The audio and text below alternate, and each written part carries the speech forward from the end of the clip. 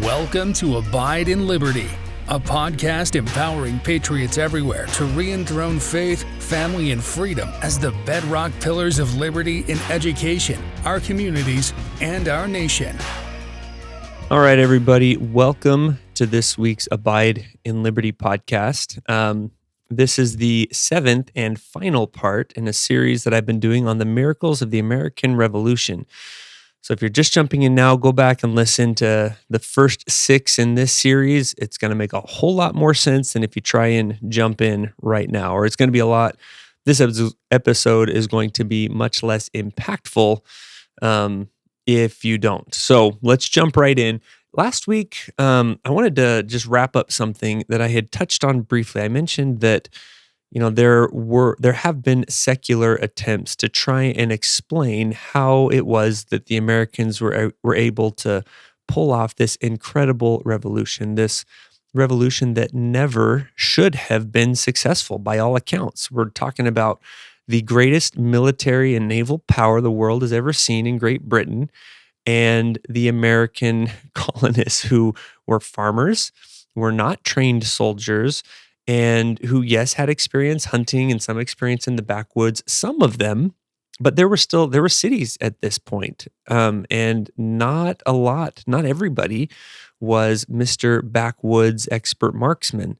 There were a lot of very inexperienced, very ill-equipped, very ill-trained people trying to fight off this incredibly organized, well-funded, disciplined, and skilled war machine, which was the British Empire. So some of the things that secular historians will look at to try and explain how it was that the Americans were able to pull this off without bringing God into it, because of course we can't, that would be too lazy to acknowledge God's hand here. And, there is some merit to some of these things, but as we go through it, and especially as you compare these explanations with what we've been talking about for the past 6 episodes in this series, hopefully it becomes pretty obvious that yes, these things probably contributed and helped the American cause somewhat, but this is not the whole story. It's not even close to the whole story. So one of these explanations is the guerrilla warfare versus the British preferred method of fighting. And this was kind of the European model of fighting, where you get lined up in big blocks, row upon row of soldiers, and you fire, right? The front line takes a knee, fires, the people behind them fire, you stand up, keep marching, reload, and when you get close enough, you charge. It's a bayonet attack, and kind of may the best army win. And the best, in that case, the discipline of being able to take fire, watching your comrades fall beside you, and still moving forward, that discipline was what governed European warfare. And the Americans didn't really fight that way. They knew that they were disadvantaged, so if they could get behind cover, if they could ambush the British from tree cover, they would, and they did many times. And in many cases, that was very successful. But to say that alone, or even that in combination with some of these other things that we're going to talk about, led to the American victory or caused the American victory is simply short-sighted. So in the French and Indian War, which had happened about, 15 to 20 years before the American Revolution, the British faced the same problem. They came with that same style of fighting, and in this case, they were fighting mostly in the forests of what was then the Western colonies, the western portion of the colonies, largely untamed wilderness, against the Native American and the French forces who were combined, and they were even better at using this guerrilla shooting and attacking from cover tactic than the Americans could ever hope to be in and around their cities and farms, which is where most of the battles of the American Revolution were fought. So, and who won the French and Indian War? It wasn't the French or the Native Americans. The British won soundly and drove back the Native Americans, drove back the French, and maintained control of those Western wilderness lands. So, the Americans used some of those tactics, and many of the areas that they were fighting in weren't as conducive to that style of fighting as as was found during the French and Indian War. Now, again, they did use it. It did cause the British all kinds of frustration, but this was not enough. This was not enough to tip the hand in favor of the Americans by itself. Another thing that historians will point to is that the Americans had an enormous land mass, and that to attack and subdue the entire eastern seaboard and inland of the American colonies was simply more than the British could chew off. So all the Americans had to do was outlast them. But as we pointed out, the outlasting them part was not a given. And there were many cases when the Americans were equally or even more ready to just throw the towel in than the British were.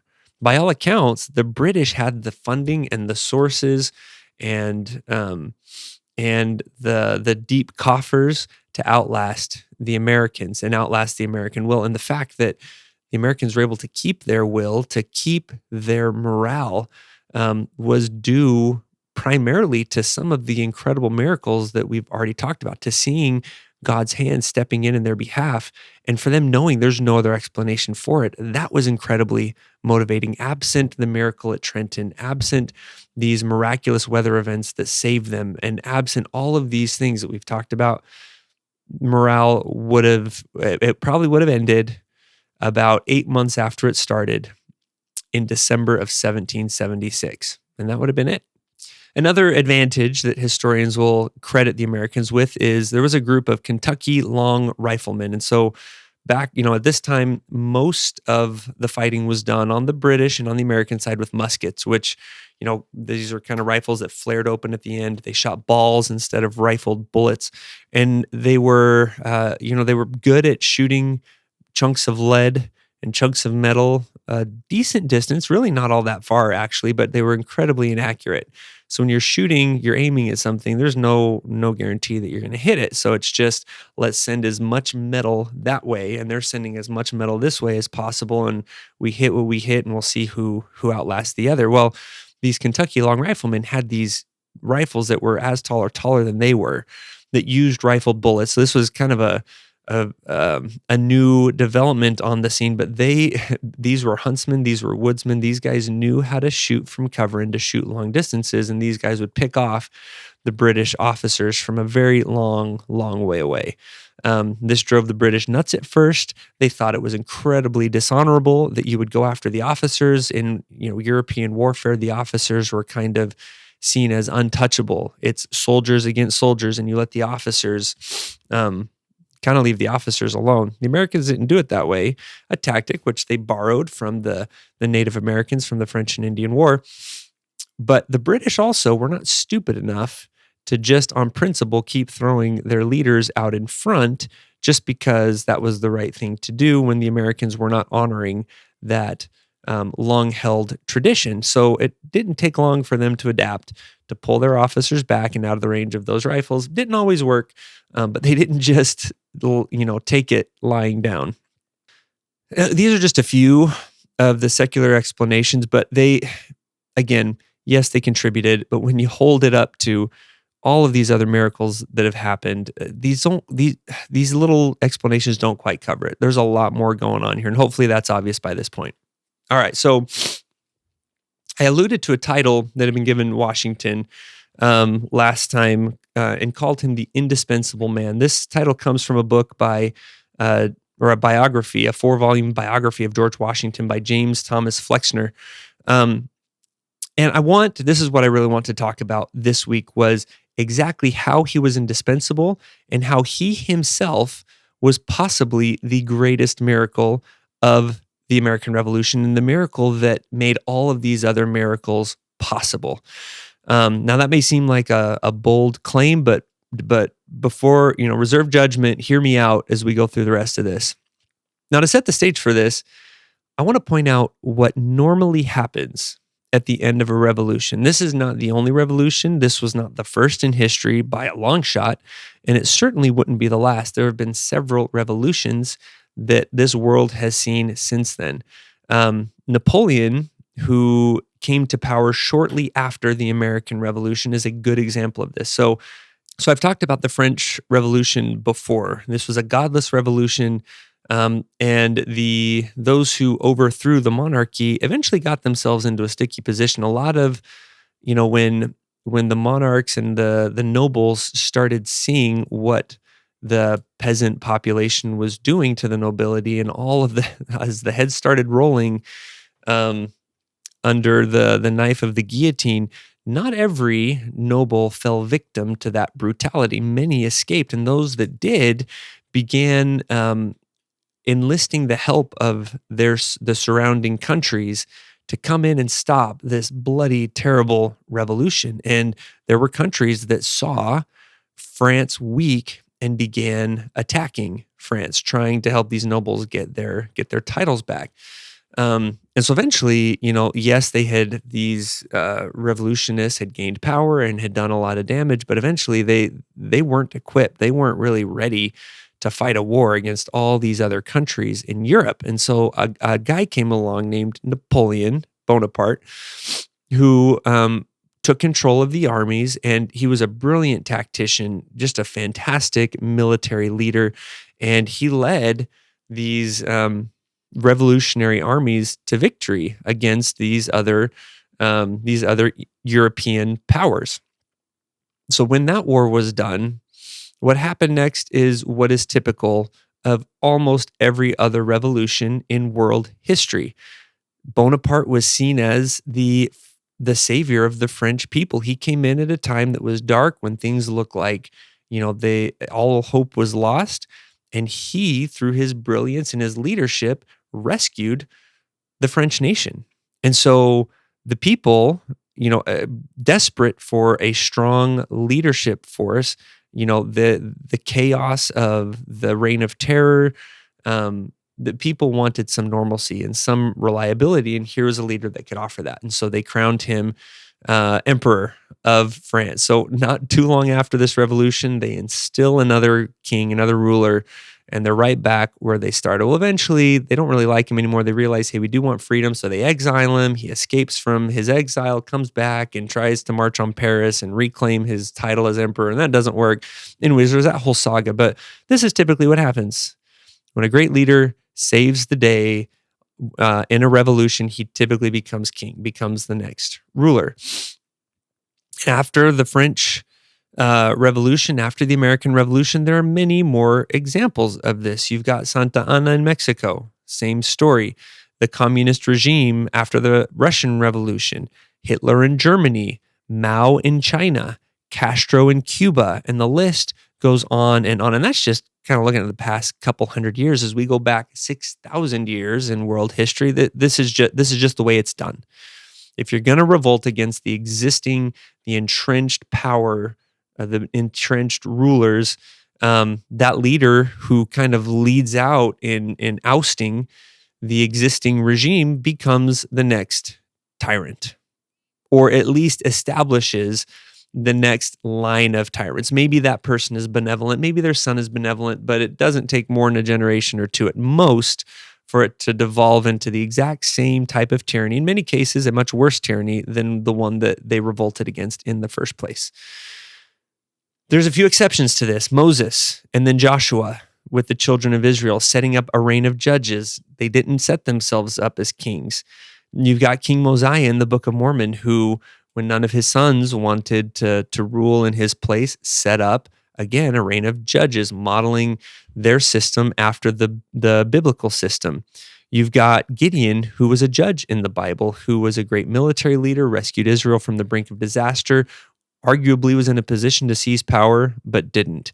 You've got Moroni, who was the most popular, the most well-known military leader and strategist during one of the worst wars of the Book of Mormon, who was given an incredible amount of power to execute that war. And when it was done, he turned back over to the civil authorities and went into his retirement. Almost never heard of. George Washington is on par with these guys. Full stop. He is on that pantheon. Not a god, obviously, but he can rub shoulders with those guys and hold his own. So at the end of the American Revolution, they're still dealing with an inept Congress who can't afford to pay the soldiers. George Washington's got many, many soldiers that he has watched suffer, bleed out, and die, and those who survived have endured incredible hardships, but now Congress can't pay them. They're trying to levy taxes against the states, but they have no authority to enforce those commands, and so his soldiers are going without pay. The officers are tired of dealing with Congress. The war was won, but still, these people who had bled and died and suffered for the cause of freedom were feeling completely neglected. The elected officials were not holding up their end of the deal. These people had left their farms in neglect. Their families were in tough straits. A lot of them didn't have enough food, and now the Congress can't pay them for their service. So it's quite natural to see how people would look at this and say, this isn't workable. And in fact, one officer wrote to Washington encouraging him to take his rightful place as King George I of America. Now, this suggestion, we look at that today and say, oh my gosh, how terrible of him to suggest that. But when you look at history, this was normal. It would be totally unusual if Washington were to say, this isn't working. These soldiers deserve better. And so and he might do it with the best of intentions, but I'm going to take control here. We're going to get these people paid. We're going to get things back on the right track. And that's a very short road from there to King George I. And Washington knew that. And so, he could have easily given into this temptations based on his paternal desire to help these soldiers that he had suffered with and he had seen suffer, and his heart had broken as he'd watched them, go through the horrors of Valley Forge and everything else. But he had the foresight to say no. And he didn't just say no. I want to read exactly how he responded to this officer who suggested that he step up as king. He said, "With a mixture of great surprise and astonishment, I have read with attention the sentiments you have submitted to my perusal. Be assured, sir, no occurrence in the course of war has given me more painful sensations than your information of there being such ideas existing in the army as you have expressed, and I must view with abhorrence and reprehend the severity. For the present, the communication of them will rest in my own bosom unless some further agitation of the matter shall make a disclosure necessary." So in other words, I'm going to pretend like I didn't hear this, and I won't say anything about how you even suggested this unless something happens and I feel like I have to. And then he goes on, "I am much at loss to conceive what part of my conduct could have given encouragement to an address which to me seems big with the greatest mischiefs that can befall my country. If I am not deceived in the knowledge of myself, you could not have found a person to whom your schemes are more disagreeable." Not only no, but heck no. And how dare you even suggest it? And if I ever hear anything like this again, it's going to be bad, right? I mean, he says no in the most stringent of terms. That response in and of itself that I just read to you is miraculous. That he had the humility and the foresight to resist that temptation. I mean, and the way he says this, it's not like, oh, you got a good point, but we can't do this. It wouldn't be right. He expresses this in a way that like, this really, you can almost see him like, acting like he's going to throw up, even thinking about such an idea. That's profoundly impressive and miraculous. Later, as he was president, and in reflecting on how he was able to say no, to resist the allure of that power that the Americans would have gladly laid at his feet. He credits God with blessing him with no children of his own. He had married Martha Washington, whose husband had passed away, and he kind of adopted her children, but he was never able to have offspring of his own. And he credits and is thankful to God for that, because he worries that had he had offspring, had he had future generations to look forward to, he might have been more tempted to take up this honor, to set himself as a king, if not for himself, then to set up his family in a good spot and his leaders. Now, frustration with Congress didn't end with this letter. At one point, several of the officers get together, and they're planning on taking control of the army and taking control of Congress. And Washington calls a meeting and invites them in, and he's begging them, pleading with them, please don't do this. And he's as eloquent as he can be and using as much logic as he can, trying to convince them not to do this. And they're just stone-faced. They're not listening. They're fed up with it. And even the words of this person that they respect wasn't enough to move them. But at one point, he decided, he was going to read this letter that a congressman had sent him with, asking and begging the officers to come and peacefully negotiate and work this out instead of taking up arms against him. And as he pulls out this letter, he finds that he can't read it.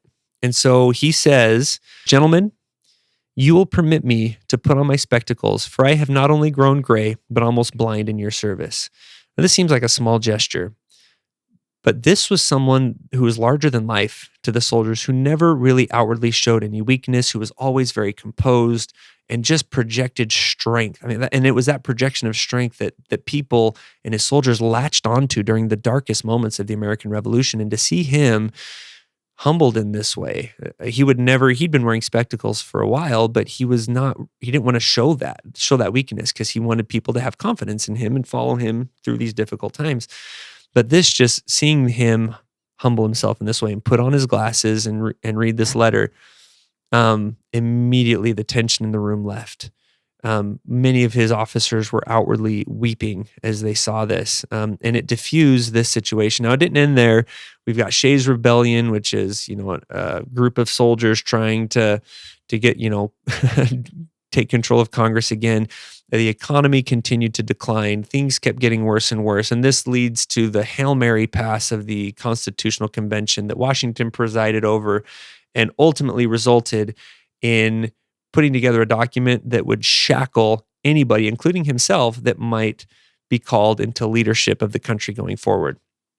And just to drive home the point, how incredible this was, King George III, who was the King of England, who was the one behind this war against the American revolutionaries, he knew something about the allurement of power, and he knew something about how hard it would be to put that down. And when he heard that Washington was intentionally planning to step away and relinquish all power that he had and return to his farm, he said this about George Washington. He said that Washington must be the greatest man in the world.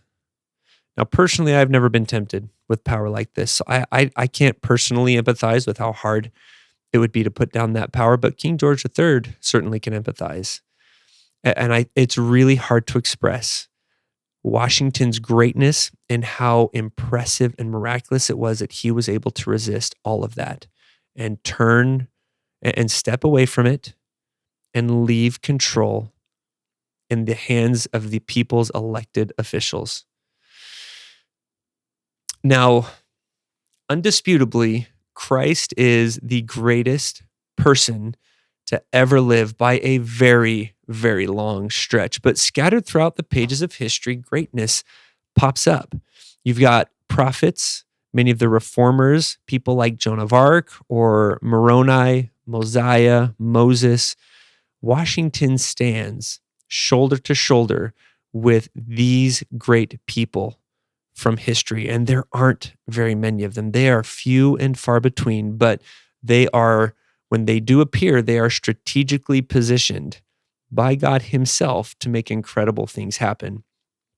His presence at this point of time, his miraculous preservation through the French and Indian War, which we talked in depth about in episode 1 of this series, how he should have been shot from his horse a dozen times or more during the American Revolution. His preservation to not only lead the Americans to victory, but go on to be the first president to kind of get this new rocky government that was established with the creation of the Constitution, to get that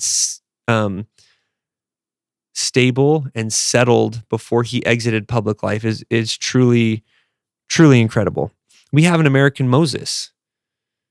Not only that, but his humility and his continued reliance on God, no matter how good or bad things got, was absolutely incredible. Most of us can't handle that in our small sphere of influence. When things get good, we tend to forget simple things like scripture study, and we tend to let a little pride creep in.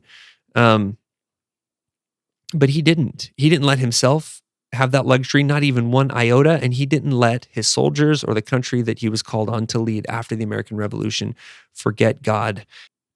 We have an American Moses who deserves our utmost respect, and we should be teaching our kids and our young men especially to follow his example. But we don't teach any of this to American kids anymore, because you can't teach Washington without God, because those guys were tight. They were good friends. They were in constant communication, and God had his finger on him throughout, and you can't study his life without seeing it. That's why American public schools can't really teach George Washington, not really, and they can't do him justice. Now, they can't admit that, of course. So the excuse that we make for not teaching about Washington or only giving him a cursory glance is the issue of slavery. Yes, Washington owned slaves, and yes, slavery is wrong. And there is no ifs, ands, or buts about that. But it's important to understand and try and put ourselves in the world that he lived in. It was not obviously wrong to the majority of the world at that time, much less in Virginia in the 1700s. He grew up in a society that was surrounded by it, and no one in his circle even questioned it. Not only that, but this had been an institution in virtually every civilization since the dawn of time. Now, his views changed on this, even though his entire livelihood, his entire fortune was tied up in this slave economy. His views on slavery changed dramatically throughout his life, so much so that at the end, he freed his slaves in his will. This was almost unheard of at this time anywhere, let alone in the deep South of Virginia. Yes, abolitionist societies had popped up by this point. Benjamin Franklin is a very well-known abolitionist and was head of one of the biggest societies in Philadelphia, because most of them knew that slavery was wrong just because Christianity had taught them so. But even then, even many of these early abolitionists, and even many of the biggest abolitionist societies at the time of the Civil War, almost 80 years later, still hadn't come and been able to fully assimilate the idea that people of African descent were as intelligent, were as capable as the white Europeans. That wouldn't come for many, many years later. This was an evolution of understanding that took a long time to get there. And the world that Washington grew up in just wasn't there yet. Now, that being said, slavery is wrong and always has been wrong. Widespread acceptance of a thing does not make that thing right or righteous. However, personal culpability is a little bit different. God judges us based on our understanding and our own knowledge. So if we are ignorant of something, he's not going to hold us accountable for how we respond in our ignorance. So although slavery was wrong, Washington and others are going to be judged based on the knowledge that they had. Personal culpability will be determined based on the knowledge that they had. When we don't know any better, God cuts us slack. And if that's good enough for God, that should be good enough for us. Besides which, I'm not sure that we're really in much of a position to be casting stones. He was born into a world where slavery was the norm and had been for thousands of years. But most of us were born into a world where there's widespread acceptance of abortion, except that abortion is different than slavery. Number one, it's killing, not enslaving, which is arguably worse. It has not been a part of civilization since the dawn of time. So we don't have the excuse of, well, this has just always been the way it is, so it must be okay, right? We've been doing this for thousands of years. This is a very different situation, not to mention the fact that abortion has destroyed more lives by an enormous number than slavery ever did. Now, many of us, myself included, see abortion as too entrenched to uproot. I justify my inaction by saying, what in the world could I possibly do? So we do nothing. We go on with our lives.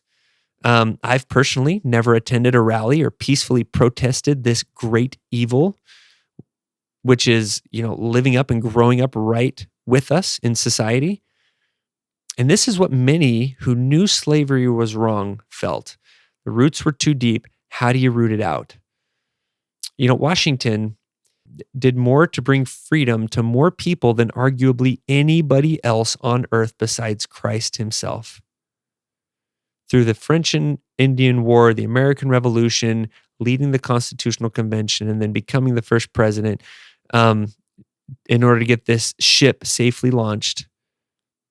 So he did all of that for freedom and has blessed more people with freedom on this planet than anybody else besides Christ himself. And yet we feel justified in besmirching him because he was unable to solve the slavery problem too. He couldn't manage somehow to fit that one into his agenda. He had the audacity to die with some problems left unsolved that future generations would have to take care of. How dare he be so lazy? I mean, this is, I struggle to squeeze in time some years just to go vote. Anyone alive today who unjustly judges him for his imperfections is a hypocrite of astronomical proportions. Remember what Matthew said about judging. He said, "For with what judgment ye judge, ye shall be judged, and with what measure ye mete, it shall be measured to you again." So here's my suggestion to anyone who would try to tear down a Washington statue or say that, what he did was not as incredible and miraculous as it was, is unless you would like posterity to judge you solely based on your blind spots and your imperfections, you best keep your mouth shut about Washington. All right, guys, that ends this week's episode in this 7-part series on the American Revolution. I hope you got something out of this. If you did, please like and subscribe. Those are I know everyone says it, but it's the dumb little actions that actually help these stories get in front of more people, which we desperately, desperately need. Next week, be sure to check back. We've been collecting testimonials from parents who participated in our No Screen November Challenge, and we're going to share some of those with you. And I think you may be surprised just what an enormous difference this has made in so many families' lives, and I can't wait to share that with you. We'll see you next week. Thank you for listening to Abide in Liberty. Make sure you subscribe so you don't miss any future episodes, and share this with friends and family. In the meantime, keep up with the show online at abideinliberty.com. Also, if you'd like to help our K-12 bless and educate more families, contact us by visiting libertyyouthacademy.org. Until next time, be on the alert, stand firm in the faith, and be strong.